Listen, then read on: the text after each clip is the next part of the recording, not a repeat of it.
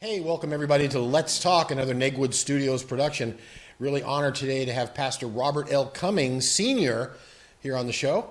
Pastor, Coach, how you doing? Sir. I'm good on this wonderful Wednesday. I'll tell you, it's a wonderful Wednesday.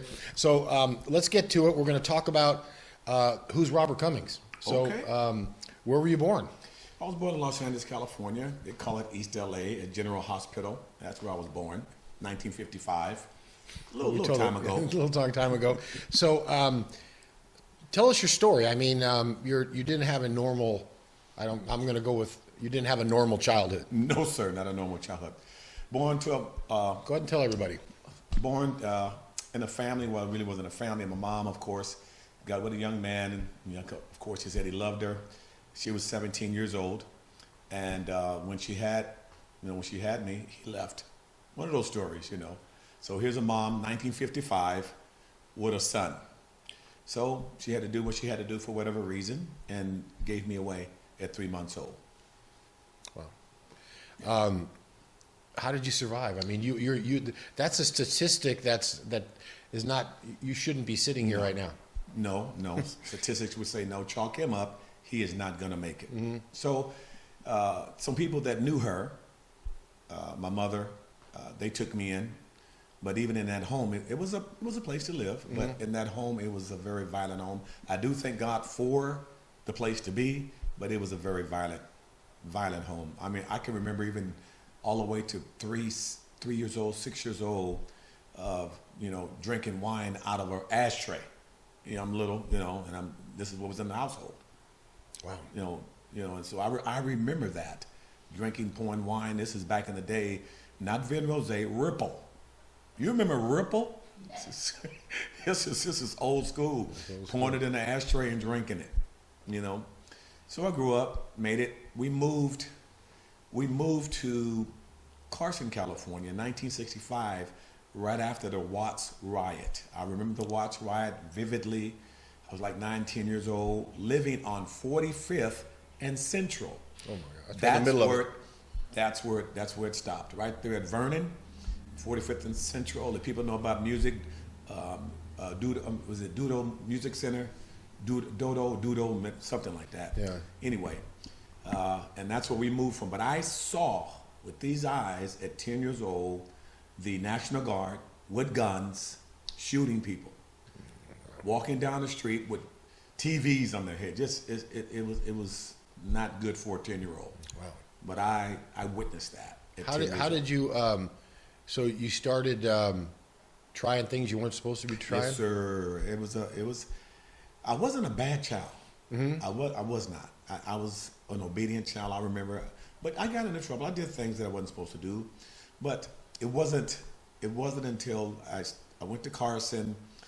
I got into school, but what happened is that I still missed something, and of course it was that father figure. I didn't, why didn't he want me? Why didn't this man want, to be in my life? It's like any other young man. Mm-hmm. So I really, really missed that, and it really took a turn in my life, and I'm kind of disturbed as a young man going into schools, things like that. So I found out early something.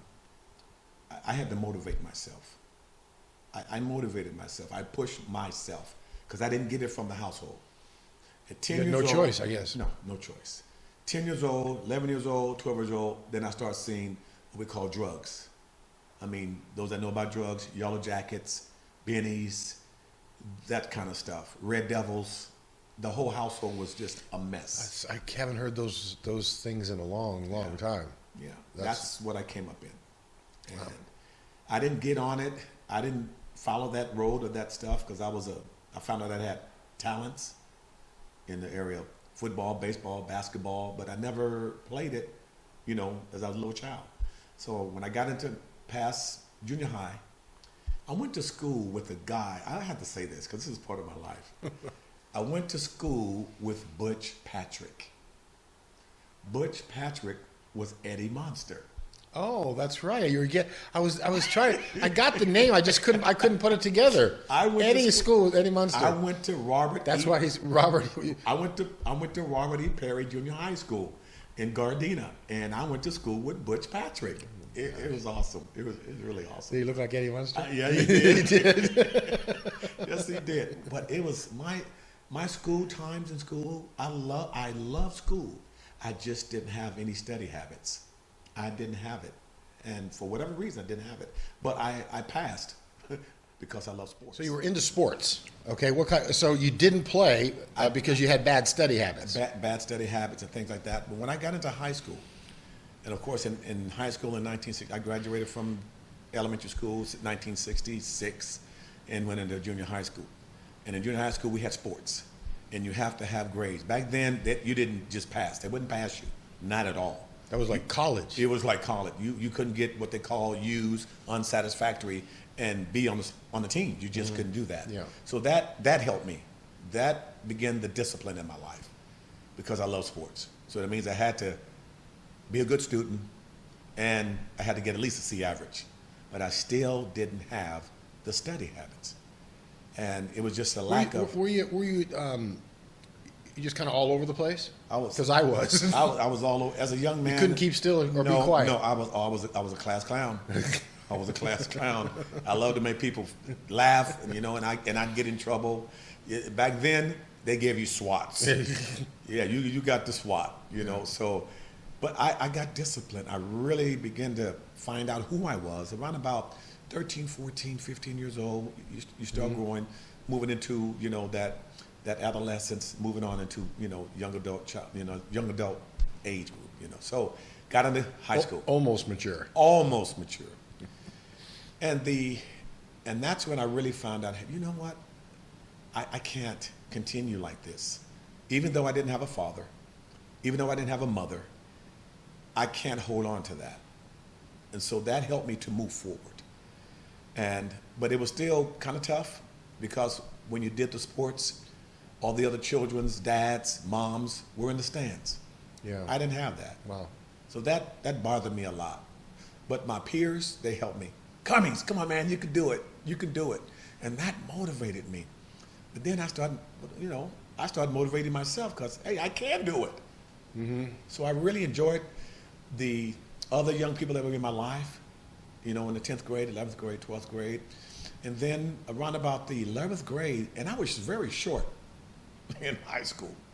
You didn't grow till late. I did not grow until I got in the military. And I passed. I took second in the city in 1973. I was like about 5'4" in a high jump. I just had natural talent. Didn't really even practice, but I did practice, but didn't practice to be a star. Yeah. I did enough to get by. Get by. Yeah. So that's my childhood a little bit. We're with Robert Cummings today on Let's Talk. Now that's a heck of a story. Now your life started. How did you get introduced to the military? The person that was in the home, the stepdad in the home, he mentioned one day, why don't you go in the military? He just mentioned it. He didn't say I should go because I didn't have no direction. He just mentioned it. And something stuck inside me. It really stuck inside me. And you know what? I said, yeah, okay. But I finished high school. I found out that I had this talent, and I went to college. I did. I wanted to be a police officer. Mm-hmm. I went to Harbor College, at Harvard College. Harvard College. You mean West Coast Harvard? West Coast Harvard, right. I went to Harvard College in San Pedro.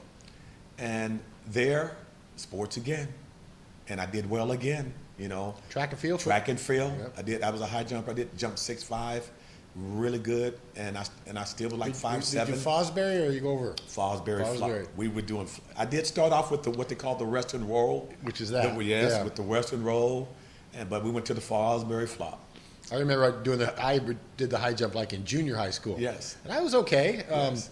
But I was Fosbury flopping, and there weren't pads. It was sawdust. No pads. You had the sawdust. And then if you went a little too far, a little under, you'd fallen on the ground. Yeah, you were. So you learn how to be disciplined. It hurts. It hurts. It really does hurt. It hurts. Yeah. And then so you're in college, and then you decided one day, or? I was in college, and I got this thought, I'm going in the military. And I did. And that's when I found out who I really was. Who was Robert Cummings? Wasn't Robert L. Cummings Sr. at the time. Yeah. I was Robert. 19 years old, I'm going in the Army. And A little scary, huh? yeah, because it was right at the end of, almost at the end of Vietnam. Okay. And I inducted, got in, had high scores. I'm like, wow, really? And so I was what they call when I went in, I went to a Hawk missile unit. I was in a Hawk missile unit. So we wasn't really what they call in the DMZ, the demilitarized zone. We would be way back what they call the rear. But my particular job was, it was making sure that everything was combat ready, trucks, whatever it had to be for combat. We had guns, the weapons, everything. We had to make sure that we were combat ready to go. That was my assignment. Now, you told me, because you've shared stories, obviously, we've known each other a little while. Your sergeant yelled, "Cummings, take care of this." Oh, man. Tell me about that. Boot camp, 12 weeks of boot camp. And my second week in the boot camp, the drill sergeant, Vietnam vet, he says, "Cummings, take that squad." I said, "Yes, sir, yes, sir." And that's when I found out that I was a leader. Started going to leadership schools, started getting more rank, began to find out, got that structure, got the ethics and morals and the values from the military, and I began to grow mentally. And that's when I began to say, okay, I am somebody. I am somebody. I am not the guy that the man, had sex with my mom and just left me at 3 months old. No, I'm more than that. Yes, sir. And that began to motivate me. And I found out I had this talent in the military. I found I had this talent to motivate people. I wanted to help you be a better man or a better soldier. And that's when this motivation began to move in my life. And I started going up the rank. And then all of a sudden, guess what happened? I ended up doing 26 years, not full, because I came back after 2 years. And then I came back to the States. And I began to get into something that I don't really like to talk about, but it's part of my story. Yes. I got into the drug life over there, over in West Germany, and started doing things that I shouldn't have been doing. I made that choice. Nobody made me do it. It wasn't no peer pressure. I chose to do those things. And so it took 8 years out of my life, of the drug life. Don't have to go into what kind of drugs. It just took 8 years out of my life that I shouldn't have even been involved. Got back here to the States, and it wasn't good for me.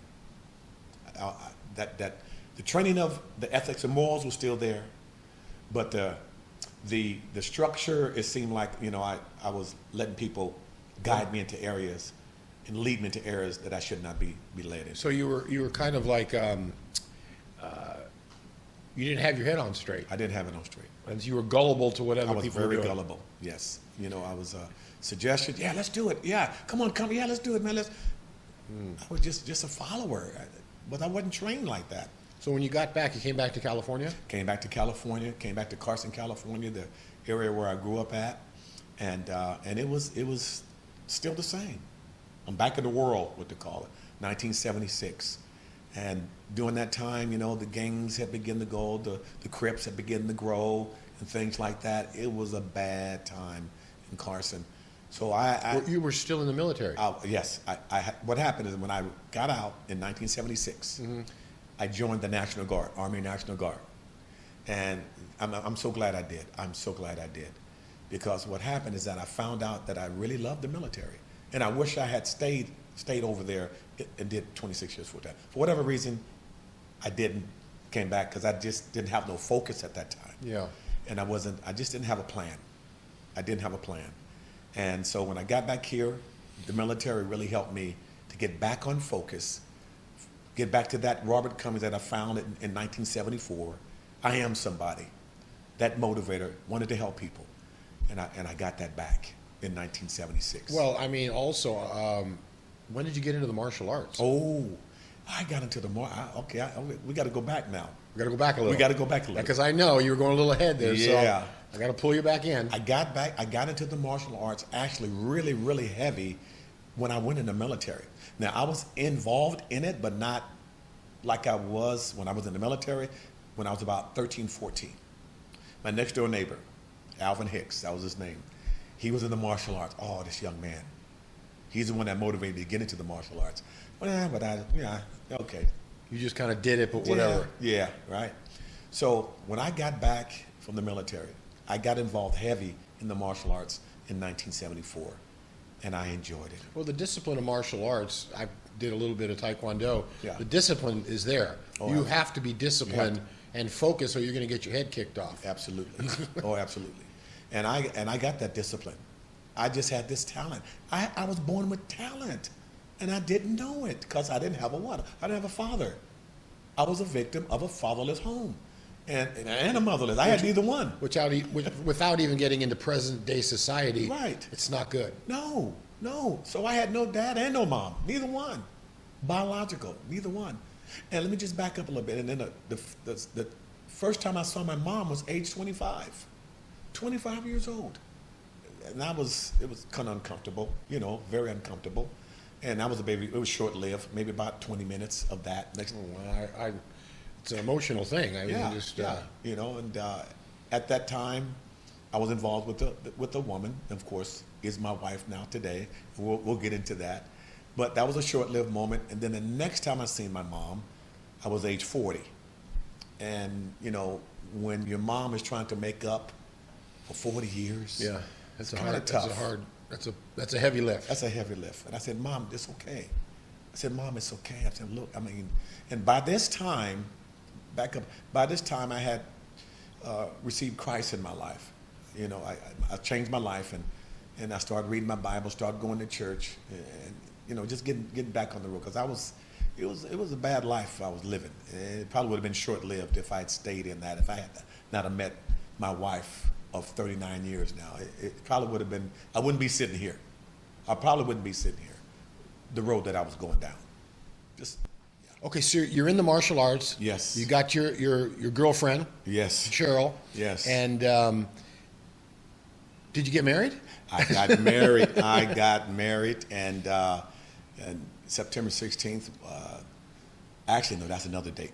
Oh. That's another part of my Cut, life. edit. Yeah, we got to edit that one. And we got married March 14th, 1981. And so it was an awesome day. It was like 5 people there because I didn't have any money. She didn't have any money, but we loved each other. And the beautiful part about this is this. I married a woman with 2 children. Beautiful children. They were age 2 and age 6. Oh, wow. The young girl, the daughter was 2 years old and the son was 6. Another fatherless home. And I loved her, and we just you start off, what they call rocky road, but you don't have to be. But I was still out there a little bit, and she began to pray for me, and my life changed. And we began to grow together, and then we had 2 more children. She had 2 more sons for me, and now we got 4 children. Wow. And me learning how To be a man. to be a man, to be a father, to be a provider. It was rough. And it was just, because I still had a little of that learning how to be who I was. And Clown? Class clown. Oh yeah, I was still a class clown. Making decisions that I shouldn't have made, making choices that I shouldn't have made, messing up the home, money, just the whole 9 yards. And it just wasn't good. So I began to grow, getting better father, more church, more God's word, and I began to change. And here we are today, getting ready to have 39 years of marriage, removed from all of those rocky roads of me being a young man making foolish mistakes, as a husband. Well, as you speak in the schools and your motivation, we're going to go back a little bit, but you are motivating young men that probably are just as bad or worse than you are. Yes. And you're talking to them, and you're going to the schools, you're meeting these young men who don't get a hug. No. They don't get told that they're loved. No. And it's just amazing, and I just want to jump in going into the future. Yes. You're going to be honored as a doctorate. Yes, all And, that. so congratulations. Thank you so much. Thank you so much. Dr. Pastor L. Cummings Senior, sir. That's a long. Yeah. I don't think we can get that on one hat. I don't think so. We can I get it don't on one think hat. so. But congratulations on that. I wanted to mention that because it's something to be proud. You've been in the ministries and teaching the Word of God now for a very long time. Yeah, Nobody's 30, yeah. going to recognize somebody to get a doctorate because they can read a passage. Right, exactly. Tell us your road with God. Okay, September 16th, Wednesday night, 1981, 845 West 59th Place is when I met Jesus Christ as my Savior, Lord. That was still during the time that I was still involved in the drug life, you know. And that night, if you're a boxing fan, that was the night that Thomas Hearns and Sugar Ray Leonard fought. Oh, that's September right. 16th, Yeah. Wednesday night, 1981. I'm a boxing guy. And that particular night. I remember that. You remember that? Yeah, Tommy Hearns ran out. His legs ran out of His gas. legs ran out of gas. And Angelo Dundee told Sugar Ray Leonard, he said, you didn't knock him out to win. Yeah. And of course, you know what happened. Yeah. Yeah, they had to they carried Thomas Hearns, Hitman The Hearns out hitman of got hit. He got The hit. hitman got hit. Exactly. That night was the last night. My wife had been praying for me, and he answered her prayer. And I had a voice speak to me that night, and the voice said these words: "Get up and throw your dope away." That's what I heard. Maybe to you that sounds far-fetched, but if it wasn't true, I should still be on the drugs. Mm-hmm. But Get up and throw your dope out. get up and throw your dope away. That's what I heard. Most drug addicts won't throw the dope away. No, I just bought a $50 bag. I'm not throwing. This is back in the day. Yeah. It was Tie Stick. So those that know what Tie Stick was back in 1980, $50 bag. You're not throwing a $50 bag away. Mm-hmm. So something had to happen to me. Yes, sir. Something supernatural of the God kind, right? And yeah, and I haven't been back since. That's been 39 years ago. No NA. Thank God for NA, Narcotics Anonymous, CA, cocaine, and all the anonymouses. I was set free because of what? Throw your dope away. 4 words. Get up. 5 words. Throw your dope away. And it changed my life because my wife started praying for me. And I'm Well, your wife is the angel sent by Jesus. Yeah, so, man. I don't know how much more you're throwing a $50 bag out. You know. Oh, man. Your friend said, "Give it to me." You give it to him, right? Yeah. And I was changed. So here we are, 2019. Oh, man. Can you believe it's 2019? Man. You're talking about 1966, 1970. Oh, man. 1980. Yes. 2000. Yes. Y2K. You Y2K. survived. I survived 2K. Y2K. I was still in the military at that time because I joined the National Guard, and yes, I retired in 2000 with 26 years to my name. And Y2K, we got call and alert, and we couldn't go anywhere. I couldn't go anywhere because we were on alert for anything that went down. So, but of course, nothing went down, and so we went on back to normal after Y2K was over. Okay, so then another voice came into your head about moving to the desert. Oh man, yes sir. Tell me about that. Yes sir. Let's see here. Around about 2005, 2006, because I have to back up and tell you about the other thing. I got an opportunity to be in the NBA after I got my life changed. Things began to open up. My life began to just flourish. And I was asked to be the chaplain for the Los Angeles Clippers. That's right. And I was with the Los Angeles Clippers for 8 years. I was their chaplain. Well, let me just use some of your words. You were babysitting babies with a lot of money. You already know what it was. That's exactly what it was. Babies with a lot of money, right? And I truly enjoyed that particular assignment. My boss, if you want to say so, was Elgin Baylor. He was my boss. Number 22 with the Lakers. Yes, sir. Yes, sir. And when I joined them in 2006, I joined them. The great defensive player Dennis Johnson from the Boston Celtics. That's right. Was the interim coach at the time. And of course, right after that, he passed away, and that was because I went to school with him. He went to Harbor College, and awesome man, awesome young man in the NBA. And then, of course, Mike Dunleavy came in. Then after Mike Dunleavy left, then I had Vinny DeNegro. I just enjoyed the life of the NBA, and the guys enjoyed it. Elton Brand, all the guys, Sam Cassell, all those guys that. You mean those guys that were calling you in the middle of the night? Saying, Absolutely. Can you get me out of trouble? Can you get me out of trouble? Can you come pick me up? I got the calls. You got the calls. And because they trusted you. They trusted me. Yeah. I wasn't. You weren't going to come with a camera and a No. notepad. No. My particular assignment in NBA was just to be there for them when they needed me. And that's what a chaplain does. I'm here for you. I got my 3 words. I got you. Mm-hmm. I got you. And I meant that. Well, you've got that when you talk to a lot of the let's get back to the schools Okay. and what the Motivator does. Coach C, the Motivator. You tell these kids once you come into their life, Oh, yeah. what's the saying? Oh, I got you. I got you. Why do I have you? Because I know I was a young man that was there with no dad and no mom. When a young man or a young girl come and tell me in school, well, Mr. C, you don't understand. I say, oh, whoa, whoa, whoa, whoa, whoa. So, hold it. I do understand. I do understand it. And then you tell them exactly what the problem is, and they just go, how did you know? Oh, I know. Because How did you know my thing when I go into the school, I tell them, I just need 3 things from you. That's all I need is 3 things from you, and then we can move on from there. It's pay attention, listen, and focus. If you give me those 3 things, I will help you be the young man, be the young girl that you're supposed to be. God brought you to this earth for a reason. You have a plan and a purpose. Do you think that the kids today are any different than you were, or it's all kind of much the same thing? Same thing. No, it's just Because I got a phone, does nothing. same issues as what did it say?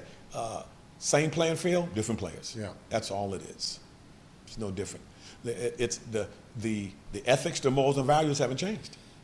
The discipline hasn't changed. The structure hasn't changed. Obedience hasn't changed. They're just choosing to make the wrong decisions, just like I did. There's no difference, and we need to be there for them. You got to be there for your We kids. got to be there for our children. Yeah, I think so. Okay, so after the NBA, what happened? Where'd you go? Oh man, after NBA in 2011, God began to talk to my heart. Well, He had talked to my heart even back in 2007, 2008. I didn't mention it to my wife at that time. God began to talk to me to move to the desert, to Palm Desert, and I don't know nobody out there. You know, we used to come out here with our church to men's, what we call the men's advance. They call them retreat. Well, we don't retreat, we advance. We advance. Okay. And so I knew about Palm Desert, but I didn't know anything else. But God began to talk to my heart. So one night I was sitting in the bed, and I looked at my wife, and I said, sweetheart, what if God would speak to us to go to the desert? It was like she was ready. God had already prepared her heart for what He has spoken to me about. And I'm always sharing with, families, if God speaks to you, He has to speak to your wife. That's for sure. You shouldn't be going to do anything without your wife, being in agreement. She was in total agreement. So guess what? We made plans. You made plans. We made plans, and we moved here. With no idea what was going to happen. We didn't know. We came here by faith, trusting what God told us to do. And so we came here, 2011, July 2nd, on the road, and that day it was 115 degrees. One of those cooler days. Those are cooling days out here. Yes. It's getting cool. It's 106. Oh my gosh, it was smoking. Now here's the beautiful part. Me being a military guy, I know I had to adapt and overcome. I know about heat. Yeah. And extreme cold. I know about the extreme cold. Yeah. Right. So I'm good. I'm good. Now my baby, my wife, she had to adjust. You had to figure out the air conditioning. Oh yeah. So all she said, say, honey, do they have air conditioning? I said, yeah, baby, they got air conditioning. Let's go. Let's go. So we came. And it has been the first year, 2-3 years, because I didn't have a job. I didn't have employment. I was retired from the military, getting a check from the military. My wife was retired. She's getting a check, but that's it. And we came with a whole, what they call a boatload of what? Bills. Debt. But God, the obedient factor in trusting God in what you believe He told you to do. It is amazing. And He began to move. He spoke to my heart and told me that He was going to put me in the schools. It happened. I got hired at Palm Springs High School as a security officer. But boy, did I have fun on that campus, walking around. And then I worked at all the other middle schools and things like that, because you got started as a sub. So you was on call, Then all of a sudden the door opened and I got permanent. And it was an awesome time. I'm on the campus riding around on the bike, talking to the kids, motivating the students. And some teacher says, Mr. C, can you come to my third period? I knew what they wanted. Yeah. Because what? I found out who I was. I'm the motivator. I can motivate youth like nobody. I believe in myself. Well, I've seen it. It's just amazing how, your enthusiasm, and you're just like very low profile here. Yeah. We're just doing a talk show talking about, your story. Everybody Yes. has a story. Yes, sir. Okay. And Yes, everybody sir. wants to be heard. Yes, sir. You go, people. I mean, you've got stories from being in the military, going to other countries. Yes, sir. Living in the desert now, where these young kids, boy, Yeah. I've seen some, some of Yeah. those boys in distress. Oh, big time. When you come up to them and say, give me a hug, and some of them grab you, and the other ones are scared to touch you. Yes, sir. And it's just fantastic. It's amazing. It's amazing what you can do. The love factor that we need to give our children. I didn't have that. I didn't have it. But when I got God's love in my life, because of the road that I was going down, I get emotional here because I could have not made it. As others, we got stories. We read stories all the time. Yeah, you got the stories of the 16-year-old that's dead from overdose. Absolutely, absolutely. And I was out there, Mr. Conrad. I was out there, and it was just the grace of God that I didn't. Well, that you're not in a gang. No. With a gun in your pocket. No. No. It's just an amazing story. So our young people, when I go into those schools and I ask the question, how many of you here sitting here today, this morning, you walked out of your home or your house this morning and nobody told you that they loved you, and nobody gave you a hug, and the hands go up? You've seen it. The hands go up. It's emotional. Totally emotional. Yeah. And when I bring them up and I hug them, they melt. It melt in your arms, and they've never seen me. They've never seen me. They've known you for 20 minutes. But because what? The love. Our children are crying out for love from their parents. Mm-hmm. Get off the phone and hug me. Yeah, please. I don't want to hug a bike. I don't want to hug the money. I don't want to hug. I don't want to hug. I want you, Dad. I want you, Mom. That's who I want. But they're not getting it. Yeah, they're not getting it. So guess what? I'm going to be your mom. I'm going to be your dad. I'm going to hug you, and I'm going to tell you I love you. And I'm going to be here for you. I got you. It's my words. That's Pastor? me. Yes, sir. Robert L. Cummings, Sr. Yes, sir. Doctor. Yes, sir. Congratulations. Thanks for coming on the show. Thank you. Just a motivating, for all our viewers out there. This is the real deal, and we're just blessed to have them hanging out here in the desert. I appreciate that so much. Thank you so much, Mr. Conrad. Negron. Everybody, thanks.